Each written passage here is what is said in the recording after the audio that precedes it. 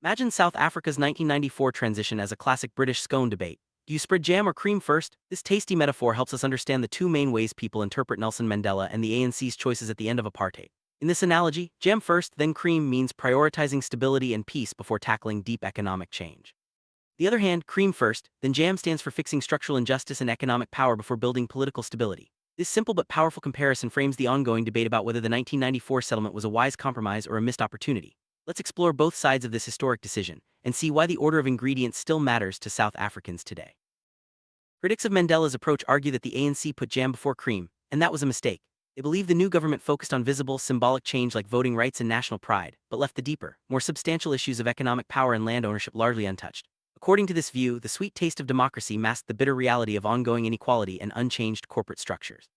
For many, the scone looked beautiful on the outside but didn't truly satisfy the hunger for justice. Critics say that without economic transformation, political freedom alone is not enough. The foundation remained the same and the promise of real change was left unfulfilled. This perspective sees the 1994 settlement as a historic sellout that prioritized appearance over substance. Supporters of Mandela's strategy defend the jam-first approach, arguing that peace and stability had to come before anything else. In 1994, South Africa was teetering on the edge of civil war. The country needed immediate unity and trust to avoid chaos, economic collapse, and violence. According to this view, the jam political power and reconciliation was essential to bind the scone together. Only with a stable foundation could the cream of economic transformation be added late. Supporters believe that if the ANC had rushed to redistribute wealth or challenge white capital, the fragile new democracy might have failed. They see the sequence not as a sellout but as a necessary step for survival. The jam provided the stability that made future change possible, even if that change has been slow. Analysts take a more balanced perspective. They argue that the ANC sequenced jam first, then cream was strategic and made sense given the circumstances. However, they also point out that the second step, radical economic transformation, has been slow, uneven, or even captured by elites. Global economic pressures, administrative challenges, and shifting political priorities all played a role in delaying the cream state. In this view, the recipe itself wasn't wrong, but the delivery of the second layer has been disappointing.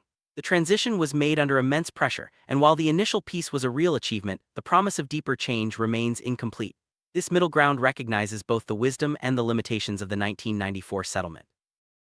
Sum up: the scone analogy captures the heart of South Africa's 1994 debate. Critics say Mandela gave people jam, political freedom, without the cream of economic power, leaving the transition sweet but unsatisfying. Supporters argue that jam had to come first to hold the country together, and that cream could only be added once the foundation was secure. The neutral view suggests the order was reasonable, but the second layer never fully arrived. Today, the legacy of this decision continues to shape South Africa's journey. The debate over jam and cream isn't just about the past, it's about how to build a future where both stability and justice are finally served.